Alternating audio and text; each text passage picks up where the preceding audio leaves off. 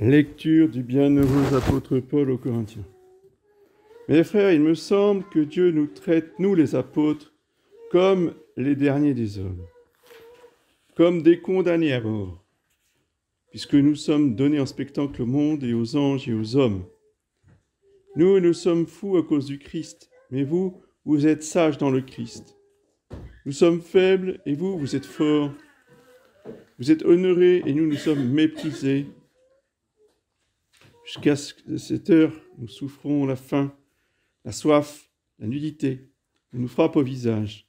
Nous n'avons pas de demeure stable. Nous nous fatiguons à travailler de nos mains.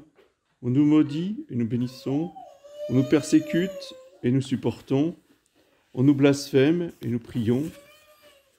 Nous sommes devenus comme les ordures du monde, comme les balayures de tous jusqu'à présent. Ce n'est pas pour vous faire honte que je vous ai écrit cela, et je vous avertis comme mes enfants bien-aimés. Car eussiez-vous 10 000 maîtres dans le Christ, vous n'avez cependant pas plusieurs pères, puisque c'est moi qui, par l'Évangile, vous ai engendré en Jésus-Christ notre Seigneur. Suite du Saint-Évangile selon saint Matthieu. En ce temps-là, la mère des fils de Zébédée s'approcha de lui avec ses 2 fils et se prosterna pour lui demander quelque chose. Il lui dit « Que veux-tu » ? Ordonnez, lui dit-elle, que mes 2 fils que voici soient assis dans votre royaume, l'un à votre droite et l'autre à votre gauche. Mais Jésus répondit, « Vous ne savez pas ce que vous demandez. Pouvez-vous boire le calice que je dois boire ?» Ils lui dirent, « Nous ne le pouvons. » Il leur dit, « Oui, vous boirez mon calice. Quant à être assis à ma droite ou à ma gauche, il ne m'appartient pas de vous le donner. Ce sera pour ceux auxquels mon Père l'a préparé. »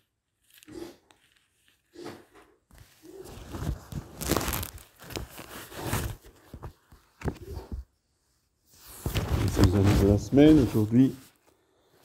Fête de Saint Jacques, apôtre, avec la mémoire du 9e dimanche. Lundi 26, Sainte Anne, mère de la très sainte Vierge Marie et patronne de la Bretagne. Mardi 27, Saint Pantaléon. Mercredi 28, Saint Nazaire et ses compagnons. Jeudi 29, Sainte Marthe. Vendredi 30, Saint Abdon et ses naines, martyrs. Et samedi 31, fête de Saint Ignace de Loyola. Dimanche prochain, 10e dimanche, après la Pentecôte. Donc la messe aux horaires habituels, lundi 9h, mardi 9h30 au Carmel, mercredi 9h, jeudi 9h30 au Carmel, vendredi, samedi 11h, et dimanche prochain 10h comme d'habitude. Comme je l'avais annoncé la semaine dernière, donc s'il ne pleut pas, vous pourrez inscrire sur les feuilles les prières que vous offrirez pendant le mois d'août pour Monsieur l'abbé de la Chanonie, en mettant votre nom sur une autre feuille. Mettrons aussi à votre disposition des chocolats préparés par les carmélites. Vous pourrez donner une offrande en échange. Comme dimanche dernier, à la fin de la messe, nous distribuerons les feuilles pour l'exorcisme de Léon XIII. Il s'agit de ne rien lâcher, c'est le moment de continuer de persévérer dans nos prières.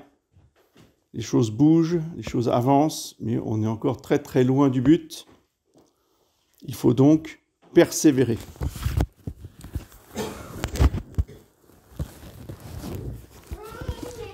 Au nom du Père et du Fils et du Saint-Esprit, ainsi soit-il. Eh bien, chers frères, nous célébrons aujourd'hui cette fête du grand apôtre Saint Jacques. Il s'agit donc de Saint Jacques le majeur, ou le grand. Il y a Saint Jacques le petit, Saint Jacques le grand. Saint Jacques le mineur, c'était le cousin germain de notre Seigneur Jésus-Christ. Saint Jacques le majeur, c'est le frère de Saint Jean, le fils de Zébédée.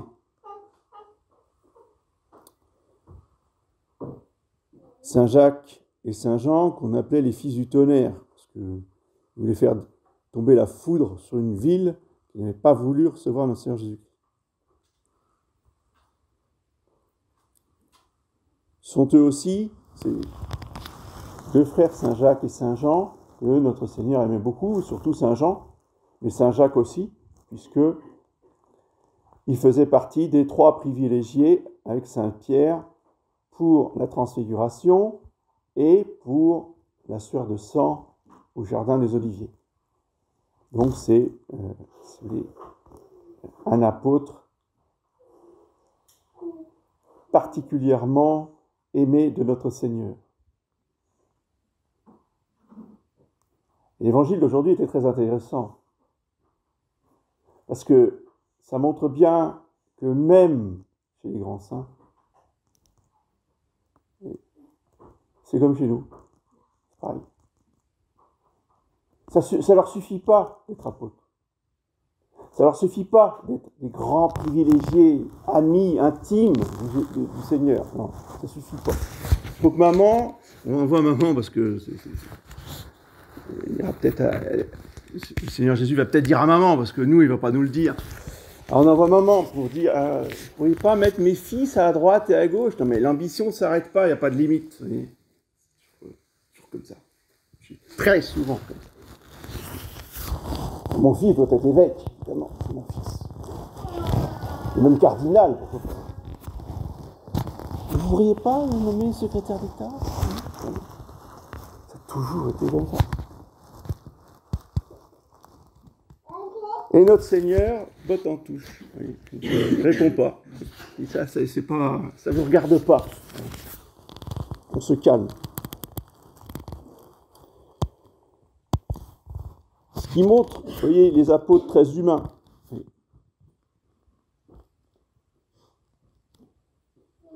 Les grands saints sont des hommes comme les autres. Ils ont leurs défauts, ils ont leurs qualités.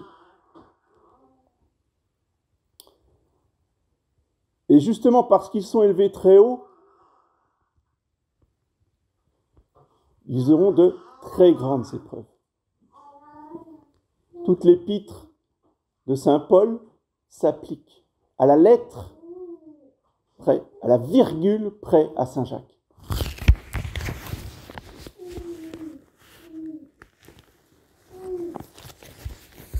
Saint Jacques va être envoyé par saint Pierre en Espagne pour évangéliser les Visigoths là-bas. Et résultat, 0. Lui, le grand apôtre qui voulait être à droite de Jésus, c'est raté, ça ne marche pas. Personne ne l'écoute. Il prêche, il fait des miracles, tout le monde s'en fiche. Donc, il y a quelques dimanches, vous avez parlé de la pêche miraculeuse de Saint Pierre, le troisième ami, le troisième privilégié, et a pêché toute la nuit, et a jeté son filet toute la nuit, il n'a rien pris, c'était Saint Pierre. C'est pas parce qu'on est un grand apôtre et un grand saint qu'on va avoir du succès.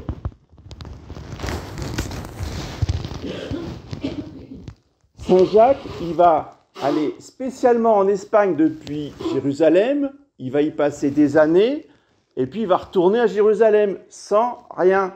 Si, quelques-uns, il y a quand même quelques amis qui vont l'accompagner à Jérusalem, puisque c'est eux qui vont ramener son corps. Mais sinon, la population... Et d'ailleurs, il était tellement désolé qu'il priait pour la conversion de ces peuples, quand il était à Saragosse, et complètement désolé de ses échecs apparents. Eh bien, la très sainte Vierge Marie, qui était vivante, je vous rappelle, elle vivait à Jérusalem à l'époque, elle a été transportée par les anges et lui est apparue en haut d'un pilier de marbre blanc. pour le consoler et l'encourager en lui disant que il aurait du succès, mais beaucoup plus tard, qu'on se souviendrait jusqu'à la fin des temps de son apostolat. Ouais, concrètement, là, ici, maintenant, c'était pas évident. C'est pour ça qu'il ne faut jamais se décourager. Les échecs, c'est, je dirais, la loi du succès. Seuls ont du succès ceux qui savent bien vivre les échecs. Et justement, Saint Jacques, aidé de la très sainte Vierge Marie, qui lui a demandé de construire un sanctuaire là où elle était apparue, c'est devenu aujourd'hui le sanctuaire de Notre-Dame del Pilar, le pilier. Bien aidé de la Sainte Vierge, il va surnaturaliser tout ça. Il va renoncer à lui-même, qui était la condition première que notre Seigneur avait posée à tous ses disciples quand il les avait appelés. Celui qui veut être mon disciple, 1, qui renonce à lui-même, 2, qui prenne sa croix, et 3, qui me suit. Et comme pour saint Paul, qui a lui aussi été méprisé, et tout ce qu'il décrit, il l'a vécu, mais saint Jacques aussi, ce ne sont pas des figures littéraires, ce ne sont pas des phrases pour faire joli. C'est ce que saint Paul décrit là, c'est son calvaire personnel. Nous sommes fous à cause du Christ, mais vous êtes sages dans le Christ. Nous sommes faibles, mais vous êtes forts. Vous êtes honorés, mais nous sommes méprisés.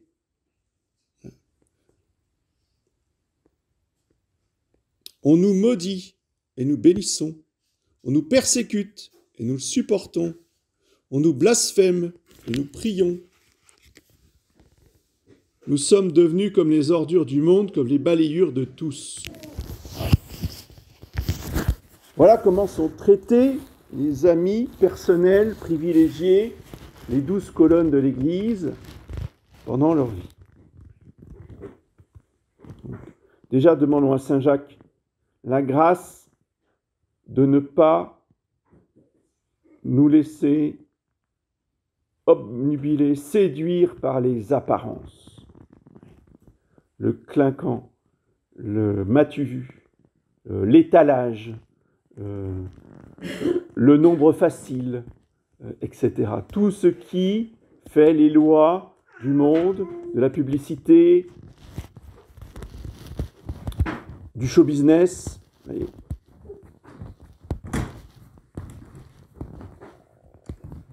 L'apostolat de Jésus-Christ est aux antipodes des critères humains du succès facile, immédiat.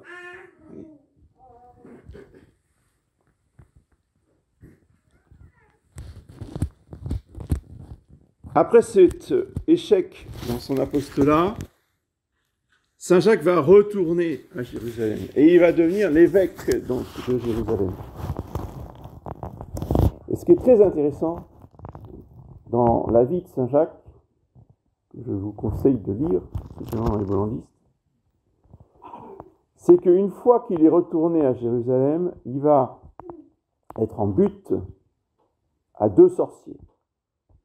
Pas des petits sorciers, des maîtres de la sorcellerie, qui vont s'attaquer à son apostolat, qui vont s'attaquer à sa personne. Et il va en convertir un des 2, qui va demander le baptême, qui va ensuite essayer de convaincre son collègue en sorcellerie. Et son collègue était tellement furieux de ce retournement qu'il va lui lancer un sort qui va le paralyser sur place. Il ne pourra plus bouger. Ce sont des choses qui sont tout à fait classiques dans la sorcellerie. Si ça a eu lieu du temps de Saint Jacques, ça peut très bien avoir lieu aujourd'hui. Oui. J'ai eu un cas comme ça, un petit garçon de 12 ans, qui s'est fait quasiment paralyser par un monsieur qui lui voulait beaucoup de mal. Un simple exorcisme de Léon XIII, et le gamin courait dans son jardin. Mais ce qui était intéressant dans ce cas-là, c'est que les parents avaient eu le temps, avant que j'arrive, donc le jour précédent, avaient emmené l'enfant au CHU, donc ils ont eu un diagnostic médical de la cause de la paralysie, connu tout à fait des médecins. Ça s'appelait un rhume de hanche. Ne me demandez pas à quoi ça correspond, c'est rhume de hanche. Bref. Un simple exorcisme fait que l'enfant pouvait courir dans le jardin. Et il n'a plus jamais eu de problème. Je dis ça en passant pour bien que vous compreniez que la sorcellerie, ça existe, la sorcellerie, c'est efficace, et même si le médecin diagnostique effectivement une maladie connue, c'est pour ça que ça ne vient pas du démon. Et donc, ce nouveau chrétien, ancien sorcier, a fait savoir à Saint Jacques qu'il était paralysé, et Saint Jacques lui a envoyé son mouchoir, voyez, par un messager, a mis ce mouchoir sur la personne en question, qui aussitôt a retrouvé l'usage libre de ses membres et de son corps. Et comme Saint Jacques allait de victoire en victoire et que les sorciers n'arrivaient pas à l'arrêter, eh bien, ils ont évidemment inventé des calomnies contre lui et ont réussi à le faire condamner. Il a été décapité. C'est pourquoi on représente Saint Jacques avec un glaive, comme Saint Paul. Saint Paul a été décapité, c'est pour ça qu'il a un glaive. Saint Jacques a été décapité, c'est pour ça qu'il a un glaive. Alors que le cousin de notre Seigneur, lui, va être précipité du haut du temple. Il va avoir les jambes brisées, il va mourir de ses blessures. Toujours par les mêmes. Qui ? Les mêmes. Donc, voilà, c'est cela, l'histoire des apôtres, l'histoire de Saint Jacques, qui va devenir célèbre, comme l'avait dit notre Sainte Vierge Marie, après sa mort, puisque les fidèles d'Espagne qui l'avaient accompagné à Jérusalem vont demander l'autorisation de le ramener en Espagne. Ils vont lui faire un grand sépulcre en marbre blanc et ils vont construire donc une église dans le lieu ensuite qu'on appelle aujourd'hui Saint-Jacques de Compostelle, qui est l'objet donc d'un pèlerinage parmi, je pense, un des plus anciens de la chrétienté.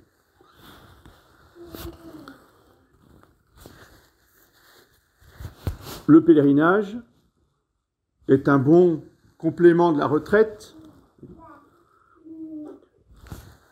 On peut le faire en plusieurs parties, on n'est pas obligé de faire tout d'un coup, même si, évidemment, il est tout à fait louable de le faire tout d'un coup.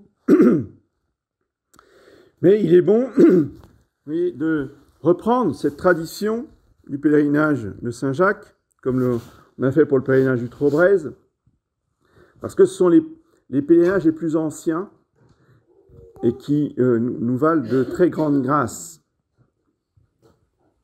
Les lieux par lesquels la tradition nous fait passer pour nous rendre dans ces sanctuaires ne sont pas des chemins tracés au hasard.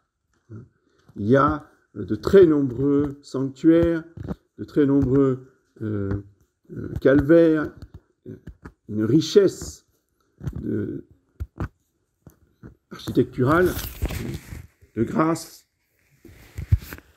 et de tout un tas d'autres éléments positifs dont le pèlerin peut emmagasiner au fur et à mesure de sa marche. Arrivé là-bas, eh bien, comme pour Saint Paul et Saint Pierre, l'église, dans la basilique Saint Paul hors les murs, et les deux crânes des apôtres dans un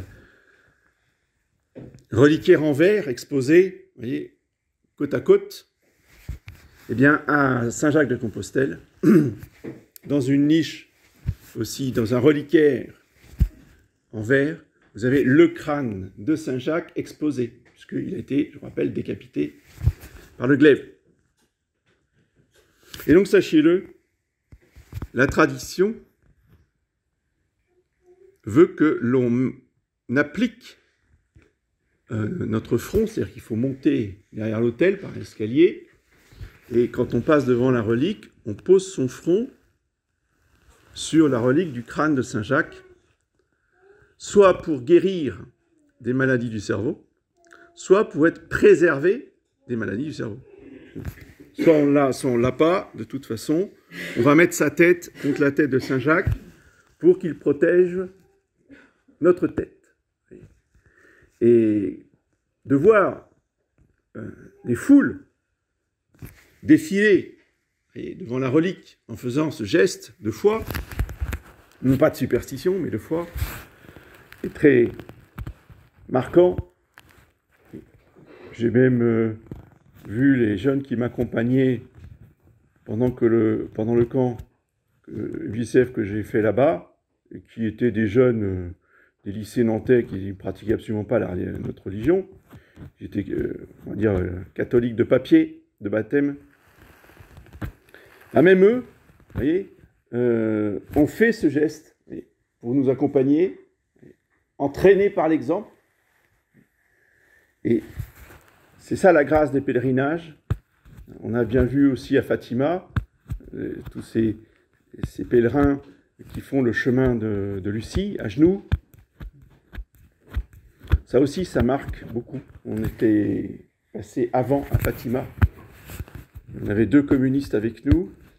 Quand ils ont vu cette foule immense, parce que c'était le 13 août, on était là-bas pour le 13 août, c'était noir de monde. Et quand ils ont vu tous ces gens sur le chemin de Lucie, ils ont explosé de colère.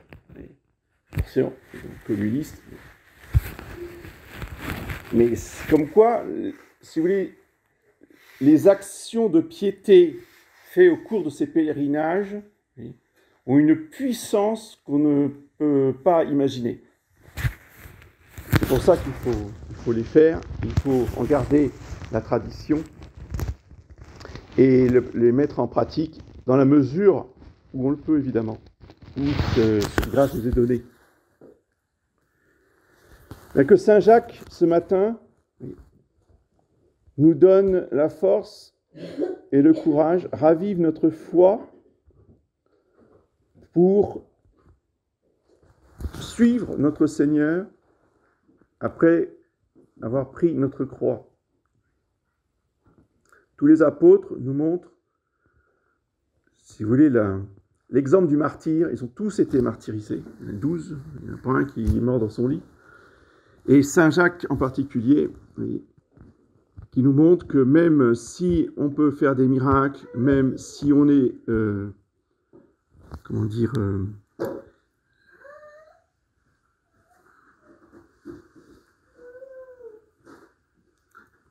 préservé de tout péché, c'est-à-dire les apôtres avaient ce privilège de ne plus pouvoir jamais commettre un seul péché, confirmé en grâce. Voilà.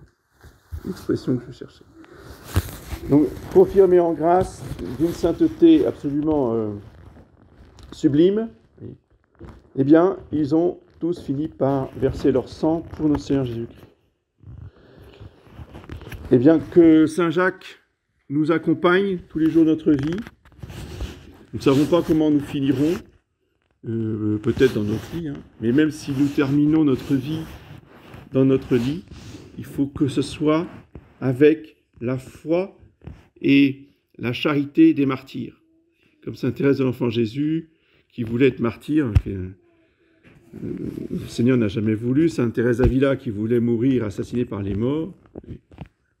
Et à propos de mort, sachez aussi que saint Jacques a conduit les armées espagnoles contre les morts.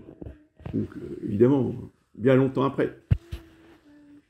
Il est apparu sur son cheval et il était à la tête des troupes catholiques contre les musulmans. C'est aussi important de le savoir et de le prier dans les circonstances actuelles. Parce que justement, c'est un grand protecteur des catholiques contre l'islam. Au nom du Père et du Fils et du Saint-Esprit.